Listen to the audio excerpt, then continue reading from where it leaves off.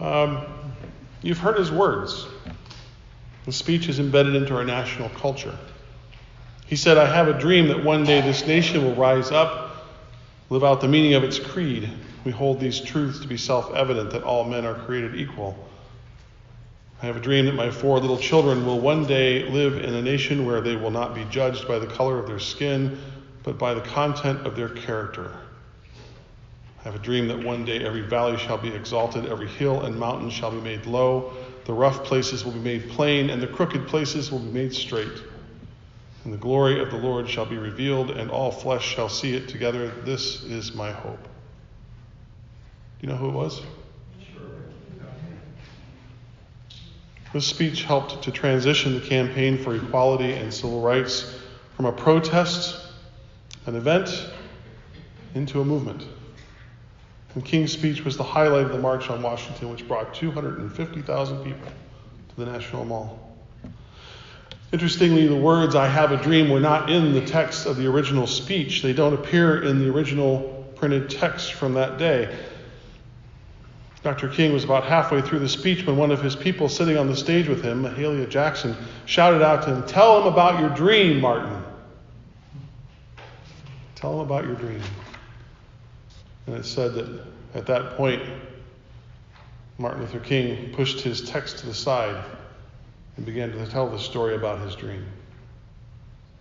These words have inspired and motivated, but more than that, Dr. King's words, spoken from the front of the Lincoln Memorial, set a standard for what the civil rights movement would be about. Every action, every protest, every aspect of the movement would, from that moment forward, be measured against the words of Dr. King's speech. Dr. King's speech became a plumb line for the civil rights movement. A plumb line. A plumb line is used in construction. It's a simple device. Well, maybe not used so much anymore. Maybe more for the old school folks than the lasers of today. But it's simply a string that has a weight on the end of it. Maybe you've seen one before. Usually shaped in a kind of a point like a triangle.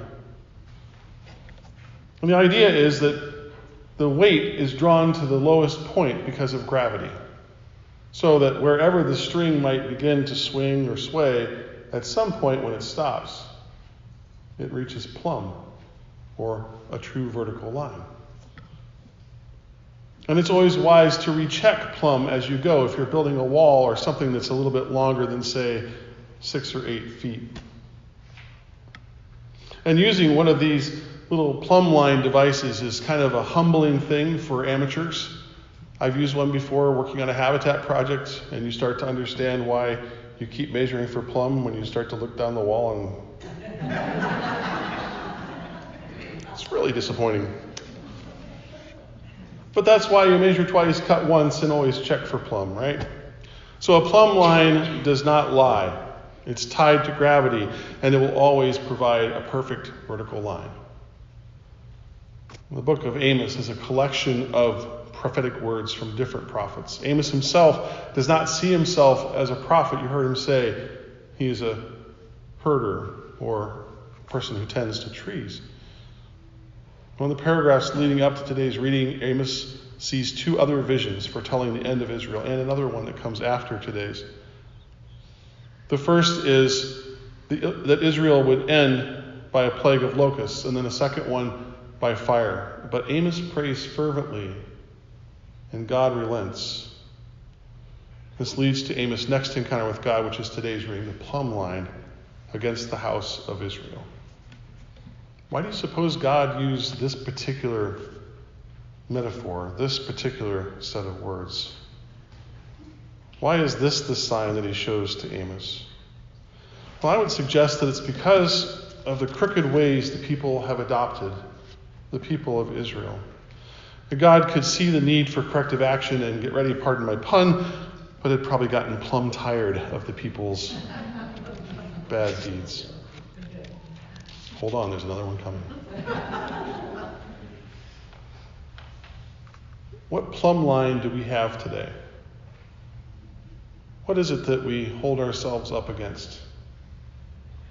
How do we measure how true we are? At Lord of Life, we have a new mission statement. It's really an adaptation of the original mission statement, or the one that's been around here for quite a while. It's simplified. It's 6 words. Loved by God, sent to serve. Loved by God, sent to serve. And that is a guiding statement for us as a congregation. I like it because it directly connects to the great commandment.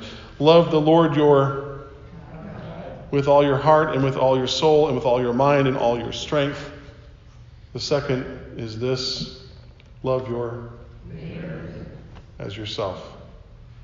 There is no commandment greater than these. This commandment from Jesus is the plumb line against which we live our lives. We love our God through our worship and prayer and song. We love our God through our very lives by using the gifts that God has blessed us with. First given to us, our time, our talents, our money, to show God's love to the world around us. By loving our neighbor as ourselves, by caring that hungry people are fed, that thirsty people have something to drink, by advocating for those who are treated unjustly. I read a blog post this week by someone named Josh Jasper. Maybe some of you even know who Josh is. He works with Resources Unite here in Dubuque. He wrote about the courage it takes to stand up for what is right. The courage it takes to stand up for what is right. He also spoke about 2 types of bystanders. The first, he said, are passive bystanders. Passive bystanders are those who will see something happening, see a need, and assume that someone else will step in and take care of it. Right? And then he compares these folks with active bystanders. Active bystanders, these are the ones who will watch, who'll see a need or a problem and assume that they must be the ones to step in and help. Jesus calls us to be active bystanders. We look at the world, we see the places where things are out of plumb, where we have to kind of look sideways. When things are out of plumb with Jesus' commandment to love and to love our neighbor, then we need to act. We act to draw the world back to God's alignment with God's commandment to love.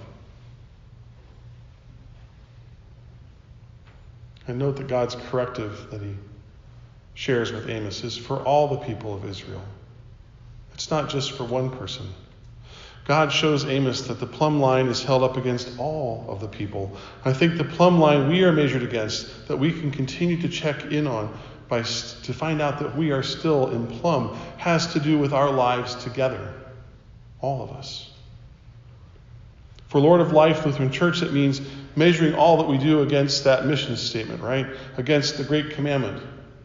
For us as individuals, it has to do with our connection with other Christians in this community of faith, holding each other accountable, leaning on each other, lifting each other up, offering our praise, thanks, and worship together.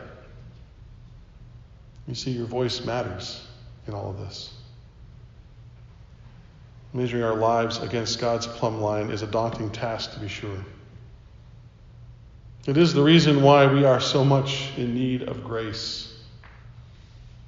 That word that you hear so much around here. It is the reason why the gift of God's love and forgiveness in Jesus Christ is so important to us.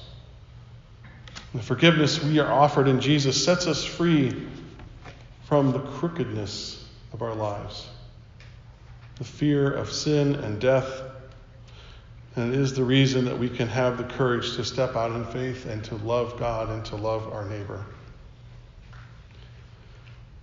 And hold on, because all that, well, that's a plumb good idea. Amen.